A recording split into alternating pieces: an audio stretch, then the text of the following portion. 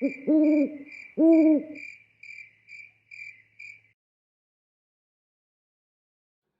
it's Jeff Ryan. Welcome to this week's edition of Tales from the Cabin. When I set out to learn about some of America's great conservationists, one of the things that fascinates me in particular is the idea of what made these men and women such great advocates for the natural world. Whether these men and women were influenced by the nature that already existed around them, by the nurturing of their parents or other mentors, and what overlap there is in that dynamic. Certainly in some cases it's both. And then there's one of the great conservationists of all time, Aldo Leopold. Leopold is amazing for so many reasons. As we will see, his main guide in learning about respect for nature and for natural resources, for that matter, was his father, Carl. But we would also see that the mentality that his father helped nurture in him set young Aldo up to become a leader in not one, but at least 4 great movements in conservation in his lifetime. One of the things I wanted to find out for myself about Leopold was where he grew up. I wanted to go there myself. And I also wanted to go to the shack in Wisconsin where he was influenced to write the bulk of his book, A Sand County Almanac, which became one of the best-selling books on conservation and conservation ethos in history. In 2018, June of 2018, I packed up my 1985 Vanagon and set out for the purpose of finding the house Leopold grew up in and also visiting the shack where he got the inspiration for writing his famous book, A Sand County Almanac. Burlington, Iowa is a still bustling city on the banks of the Mississippi River. It's where young Leopold grew up. And when I pulled in, I was delighted to find a plaque dedicated to Leopold there. I also found a man mowing the lawn out front who kept sort of looking over at me, wondering, I'm sure, what I was doing there. And he waved me over and we got chatting, and he ended up being the owner of the Leopold house. Leopold's grandparents had owned the house on the banks of the Mississippi River. When Aldo's parents got married, the grandparents built a house behind them, which is the house ultimately that Aldo grew up in.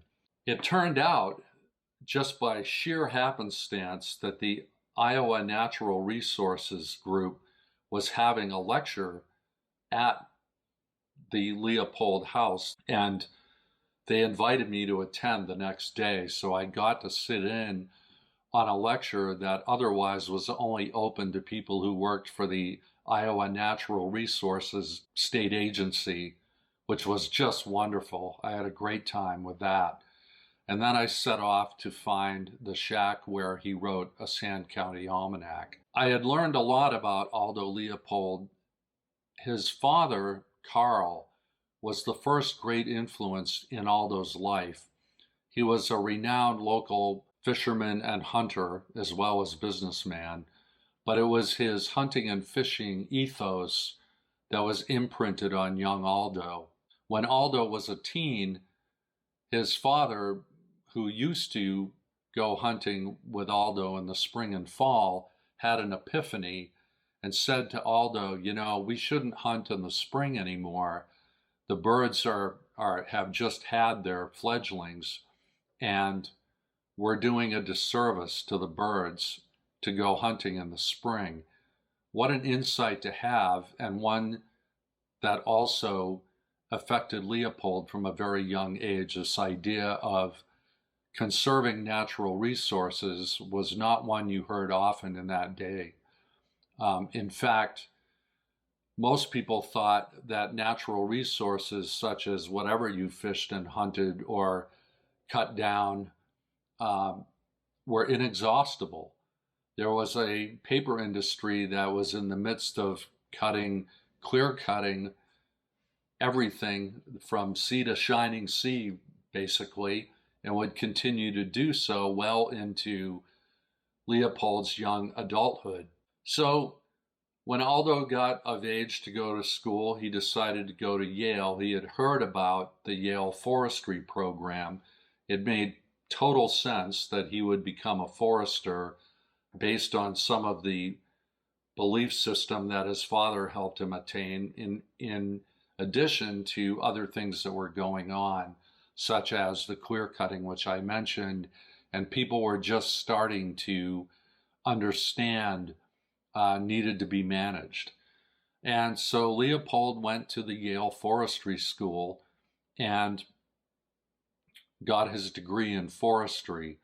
As a freshly minted forestry grad, he got his first job with Gifford Pinchot, who was the first head of the U.S. Forest Service and happened to be hiring a lot of foresters to run his brand new U.S. forest program, which was based on sustainable practices, repeatable harvesting practices, which were up until that time unheard of and had been fought against, quite frankly.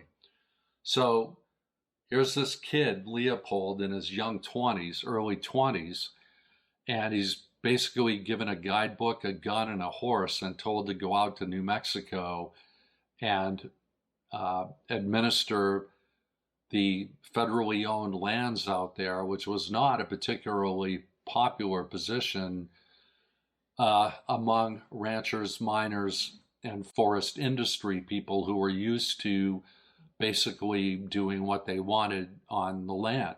And so this young man had early experience in getting along with people, learning that he wasn't going to make much progress going in and quote unquote telling people what to do.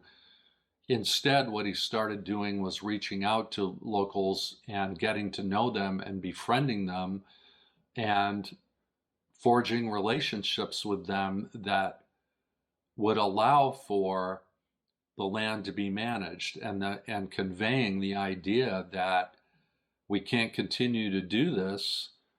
We won't have any forest to manage if we cut it all down. And he was making great headway and was noticed for that.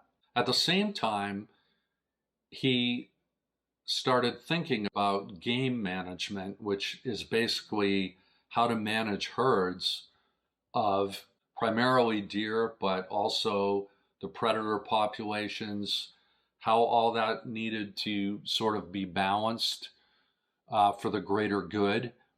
And he wrote a book called Game Management and became the first influence in the concept of game management, which started becoming adopted. So the first thing he did was establish the idea of game management and game management practices. When he was in New Mexico, he took a job in Wisconsin. And right before he left New Mexico, he had posed another great idea, which was, what if we had areas of national forests that were just set aside to be wilderness, to be untouched, unmanaged, and nature could take her course? Another amazing insight for a young man to have. And he planted the seed, he left for Wisconsin, and about a year later got word from the Forest Service that his principle had been adopted. So the idea of establishing wilderness had taken root in the Gila Wilderness, as it was called, a 10,000-acre preserve in New Mexico, which was part of the national forest there. In Wisconsin, Leopold also became aware of another problem and was asked to help, and it was erosion on farmland. And in studying that problem and runoff and degradation done to agricultural lands due to runoff and flooding that had to do with poorly managed farmland, and he helped develop a program to mitigate the problem, which was based on giving incentives to farmers who practice different irrigation techniques and terracing techniques and other things that would help restore the rivers and streams. So the third thing that Leopold accomplished was being on the forefront of water quality management. And if that weren't enough, the fourth thing that Leopold became involved with was he was asked to become one of the founding members of the Wilderness Society, which was a group dedicated to doing on a national scale what Leopold had been doing in his own small way when he was with the Forest Service in New Mexico. And then, most notably, the last thing that Leopold was able to accomplish was to delve into something else that people were not really aware of yet. Surprise, surprise. Which was the idea of restoring land that had been ruined through poor forestry practices or poor agricultural practices. And he wanted to find out if there was a way to restore this land. And the best way to do it was not to talk about doing this in theory, but do it in practice. So he and his family bought a hardscrabble farm in rural Wisconsin that had been over-farmed. By that I mean the same crop had been planted and harvested several times over, and it was basically sand. His idea was, let's plant trees and get this place restored to its former glory. So he and his family would go up to this farm outside of Baraboo, Wisconsin, and would plant hundreds of trees every year, and at first without much success at all. Eventually it took years and years and years, but finally they started seeing progress on these pines that they were planting. And also they would go out to railroad tracks and find prairie plants that were otherwise pretty much gone in that day and age. This was in the 1930s. And harvested seeds and started planting those in the meadow in front of their shack. Shack is quite literally what it was. In fact, when they first got there, Aldo was very excited to show this property to his wife and family. And when they got there, they were mortified to find out that basically the farm, all that was left of it was an old chicken coop that was about waist deep in chicken manure. And to his wife Estella's credit, she turned to the kids and said, "What do you think? Let's make a go of it." And they shoveled all the chicken crap out of there. They spent a lot of time restoring the shack, and that became their refuge as well as their science experiment in trying to show that the land could be reclaimed. It also became a very important place spiritually for Leopold. Everything in Leopold's life kind of came to fruition in this place, in this time. And I urge you to check out his book, A Sand County Almanac, or reread it if you get a chance. It's really powerful writing. It's great storytelling about the relationship of us with the land around us, and really drives home everything that Leopold felt about the land and felt about our obligation to the land. He writes very eloquently about the idea that we have a pact with the land. And one of his most memorable quotes is, "One of the noblest things we can do as human beings is to live on a piece of land without spoiling it."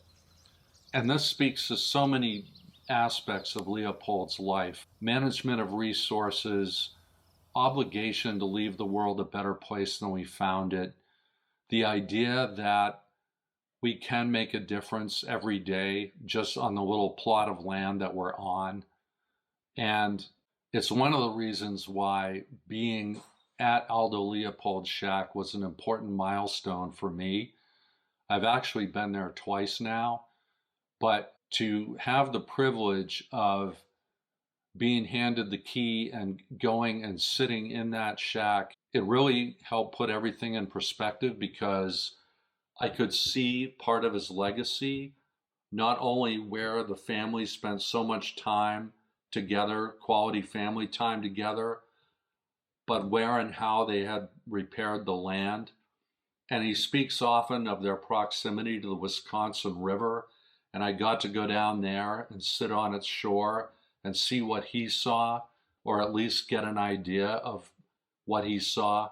And I also got to meet the really fine people at the Aldo Leopold Foundation, where it's a really cool place. They have a lot of really neat lectures there.